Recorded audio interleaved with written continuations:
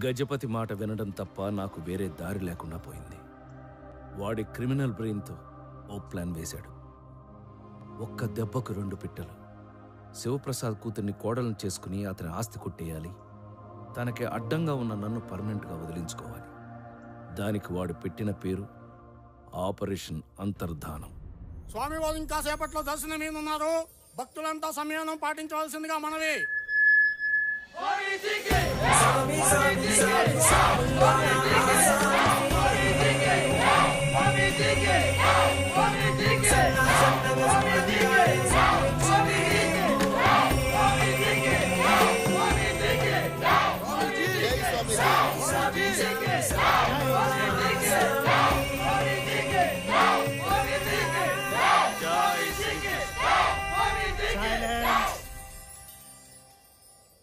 భక్తులారా, ఈరోజు మీకు ఒక ముఖ్య విషయం చెప్పాలి.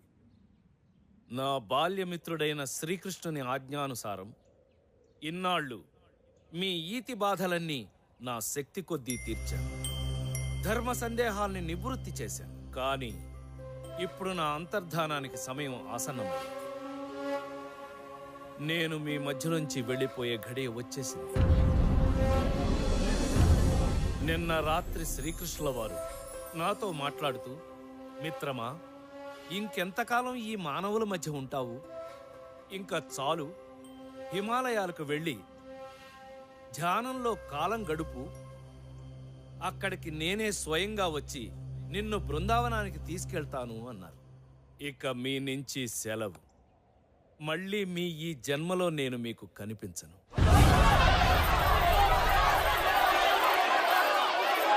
Don't leave us, Swamiji. ఆగండి. ఇది కృష్ణుల వారి ఆజ్ఞ. కాదనడానికి మనమెవరం? ఆ జగన్నాటక సూత్రధారినే ధిక్కరించే అంతటి వాళ్ళమా మనం?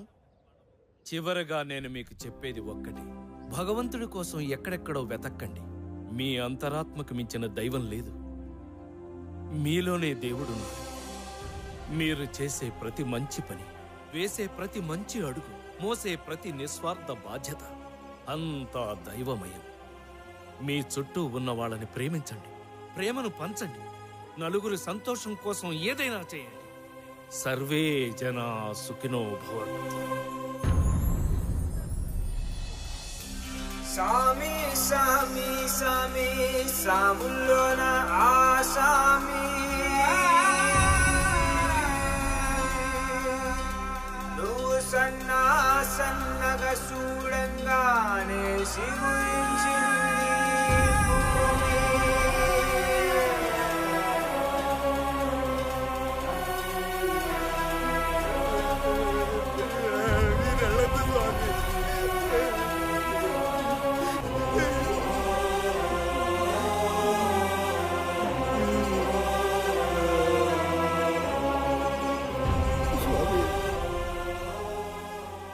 నీతో మాట్లాడాలి.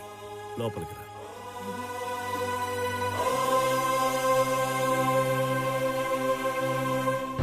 చెప్పండి స్వామి, ఏటో చెప్పాలన్నారు. ఏంటి స్వామి? చెప్పాలో వద్దో అర్థం కావడం లేదు. చెప్పడం సృష్టి ధర్మం కాదు, చెప్పకపోవడం గురుధర్మమూ కాదు. కానీ నువ్వు నా ప్రియ శిష్యుడివి, అందుకే చెప్తున్నా. వద్దు, ఈ పెళ్లి వద్దు. నీ కూతురికి కుదిర్చిన ఆ సంబంధం రద్దు చేయి. అదేమిటి స్వామి? నిన్న రాత్రి భవిష్యత్ దర్శనం జరిగింది. నీ కూతురు భవిష్యత్ కనిపించింది. ఈ పెళ్లి జరిగితే తను సుఖంగా ఉండలేదు. అష్టైశ్వర్యాలతో అల్లారు ముద్దుగా పెరిగిన నీ కూతురు అష్ట దరిద్రం అనుభవించాల్సి వస్తుంది. స్వామి, బ్రతికినంత కాలం ఏడుస్తూ బ్రతకాల్సింది. ఎందుకు చెప్తున్నాను అర్థం చేసుకో. అంటే బిడ్డ ఎంతో ఇష్టపడింది. నిన్న అవునని చెప్పి ఈరోజు కాదంటే భుజమ్మ బాధపడుతుంది స్వామి. దారిని పోయే దరిద్రాన్ని నెత్తిన పెట్టుకుంటానంటావేంటి? తెలిసి తెలిసి ఈ పెళ్లికి నువ్వు ఒప్పుకున్నా నేను ఒప్పుకోను. పోనీ నిజం చెప్పు, ఈ సంబంధం నీకేమన్నా నచ్చిందా? నాకు పెద్ద ఇష్టం లేదు స్వామి. మీరు చెప్పారని ఒప్పుకున్నాను. నీకు ఇష్టం లేక, నాకు ఇష్టం లేక, ఆ పైవాడికి ఇష్టం లేక, కట్టుకున్నాక ఆ పిల్ల సుఖపడక ఎందుకయ్యా ఇదంతా? వద్దు, ఈ పెళ్లి వద్దు. ఏంటి శివప్రసాద్, ఇప్పుడంటే మంచి చెడు చెప్పడానికి తమరున్నారు. తమరు వెళ్ళిపోయాక ఏంటా అని. ఆ విషయం కూడా ఆలోచించి నీ కూతురు జాతకానికి సరిపోయి ఒక అద్భుతమైన సంబంధాన్ని చూశాను. ఎవరు స్వామి? ఎవరో కాదు, నా ప్రియభక్తుల్లో ఒకడైన గజపతి కొడుకు. నీకిష్టమేనా? స్వామి, అన్నీ తెలిసిన వాళ్ళు, భవిష్యత్తు చూసిన వాళ్ళు, మీరు చెప్పింది జరగకుండా ఎప్పుడైనా ఉందా? మీ ఇష్టం స్వామి. నాయనా వేద, పిలిచాదా స్వామి? బయట గజపతి ఉంటాడు, రమ్మను.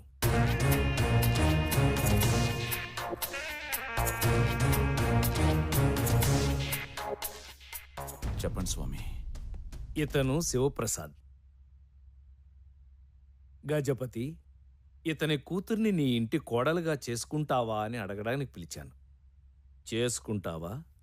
స్వామి, ఒకసారి మా అబ్బాయిని కూడా ఓ మాట అడిగి. అడుగుతున్నది నేను. చేసుకుంటావా లేదా? చేసుకుంటావా లేదా? తమ ఆజ్ఞ స్వామి. ఇక మీరు బయలుదేరండి.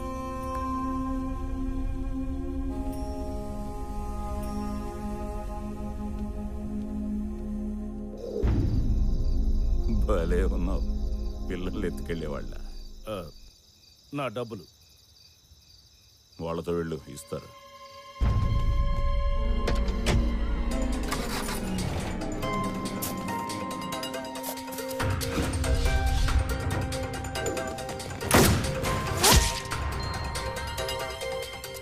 అది జరిగింది.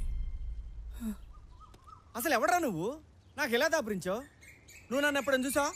నేను నిన్ను ఎప్పుడు చూడలా. నువ్వు ఆ గజపతి గారు కలిసి నా జీవితంతో ఆడుకోవడం ఏంట్రా? అయిపోయింది. నా లైఫ్ అడ్డంగా మాట్లాడిపోయింది. ఎవడో గొట్టం గడితో అంజలి పెళ్లి జరిగిపోయింది. ఛా, ఎందుకు బతకడం? ఎనాకలో కూర్చున్నా లే లే, నన్ను ఏదో ట్రైన్ కింద. అంజలి పెళ్లి ఇంకా కాలేదు. ఇవాళ మధ్యాహ్నం 3:30కి. అది హైదరాబాద్లోనే. హైదరాబాద్లో? మాదాపూర్లోని శివప్రసాద్ గెస్ట్ హౌస్ లో పెళ్లి. సరే పద వెళ్దాం. ఎక్కడికి? జరిగిందంటూ అంజలి ఫాదర్కి చెప్పాలి. ఇప్పుడు ఏం చేయాలన్నా నీ ఒక్కడి వల్లే అవుతుంది. వాడు నువ్వు చెప్తేనే వింటాడు. అంజలి నాకు ఇచ్చి పెళ్లి చేస్తాడు. దయచేసి పద రా. నా వల్ల కాదు. నేనక్కడికి రాలేని పరిస్థితి. నన్నిప్పుడు చూస్తే ఆ గజపతి గాడు కాల్చి పారేస్తాడు. అంతెందుకు, ఆ ఫొటోస్ బయట పెడితే శివప్రసాదే నన్ను చంపేస్తాడు. ఛా, సరే బాస్, మన ఇద్దరం ఒక డీల్ కొద్దాం. నీకు నీ పాప బతకాలి, నాకు నా ప్రేమ కలవాలి. దానికి ఒకటే మార్గం.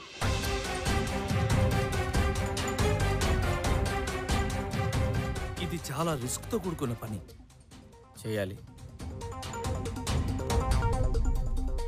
ఈ కృష్ణుని నీ దగ్గర పెట్టుకో. మనకు అంత మంచి జరుగుతుంది. వామ్మో, నేను రాను సార్. రారా. నిన్నేమైనా పేరెంటర్ రమ్మంటారా? అంబే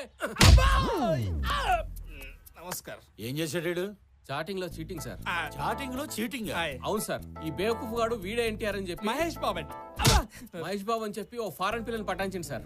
అంతేగాక వీళ్ళ తల్లి క్యాన్సర్ అని, వీళ్ళ తమ్మునికి ఎయిడ్స్ అని చెప్పి స్వైన్ ఫ్లూ అని చెప్పి సినిమా కష్టాలను చూపెట్టి లక్షలు గుంజింది సార్.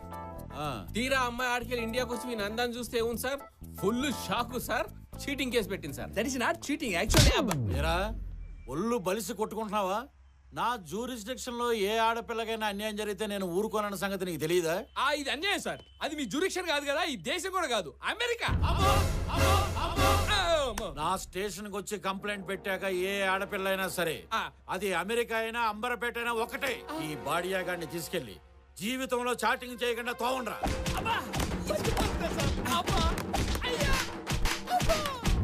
పదండ్రా. మరి అమ్మాయికి ఇంకా సరిపోలేదు. Cell phone sir, ring tone sir, Bommarillu sir, Dil Raj sir, Bhaskar sir, Prakash Raj sir.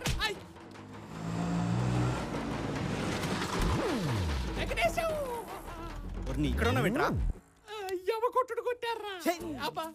SI గారు, ఏంటి సార్ మా వాడిని ఎలా తీసుకొచ్చారు? ఏమైంది సార్ అసలు? ఈడొక పెద్ద ఇంటర్నేషనల్ క్రిమినల్. ఆ ప్రూఫ్ ముందే క్రిమినల్ ఏదో తెలియక చేశాడు, వదిలేండి సార్. ఇంత చేసిన ఇంకా లవ్ ఏందో. ఏమైందిరా? వీడిని వదిలేమంటుంది. ఏ వీడిని అది చాలా డీప్ గా లవ్ చేసిందట. వీని అందం చూసి కాదు, ఆ గదేంది ఆ ఆత్మను చూసి. ఆత్మగా సార్, మనసు. ఆ మనసును చూసి ప్రేమించిందంట. కోపం మొత్తం పోయిందట. కేసు విత్డ్రా చేసుకుంది. ఎస్ఐ గారు నన్ను నమ్మండి సార్, మళ్ళీ ఇలా జరగకుండా చూసుకుంటాను. నిన్నటి వరకు లవ్ అన్నావు, ఇప్పుడేమైంది? ఇదిగో నువ్వు అనవసరంగా ఇన్వాల్వ్ అవ్వకు. నేను అమెరికా పిల్లని పెళ్లి చేసుకోను. ఏ రోగం? ఏ రోగం పెట్టి నేను మహేష్ బాబు ఫోటో పెట్టినట్టే అది ఈ అమ్మాయి ఫోటో పెట్టిందిరా. Jennifer Lopez. నువ్వు గుర్తుపెట్టావా? నీ గుర్తుపట్టలేదురా. వచ్చిన ఫోటో ఇది కాదు, అదిగో. Darling, please marry me. Darling, please marry me. మన ఇద్దరి గురించి చెప్పు.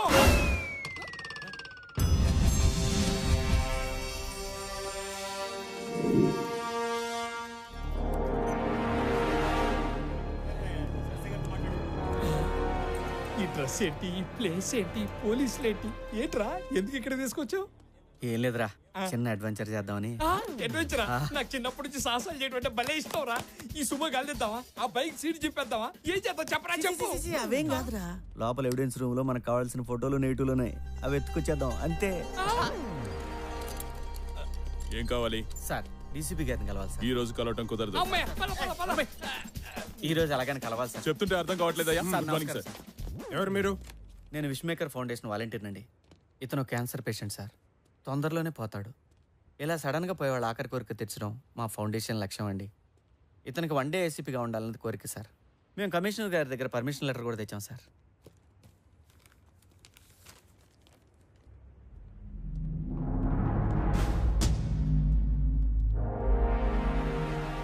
సార్, వీళ్ళిద్దరు ఈ రోజంతా ఇక్కడే ఉంటారు.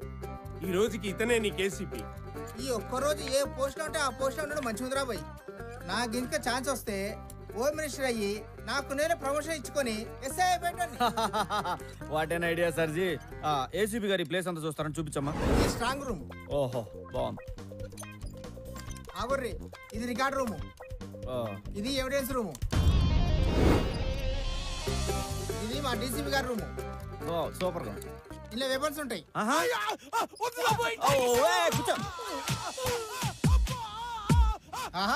ఏసీపీ గారికి అన్నేరుక మస్తు హుషారున్నాడు.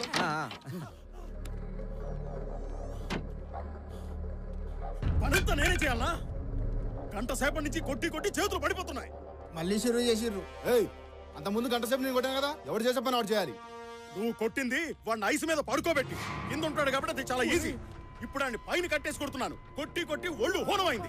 అయినా నిన్ను కాదు, సైకిల్ దొంగని ఈ రేంజ్ లో కొట్టమని ఆర్డర్ చేసిన ఏసీపీ అనాలి. అదంతా నాకు తెలీదు. సీనియర్ ఊకే ఇట్లా కొట్లాడితే ఎట్లా? అరే మలిగా నువ్వు అర్ధగంట కొట్టుపో. సైకిల్ దొంగతనం చేసినందుకే వాళ్ళు చైన్ తెప్పారు. నువ్వేం టాస్క్ ఫోర్స్ లో దొంగతనం అంటున్నావు. ఏం కాదులే. నీకేం కాదు, నాకే కర్మ కర్మ. గాంతో వెళ్ళేందుకే నీకు, నువ్వు ఒక బీపీ గోలేసుకో. ఏడివే నీళ్ళు ఈ డబ్బాలు ఉన్నాయంట్రా, వీటిలో ఎక్కడ నెతకాలి?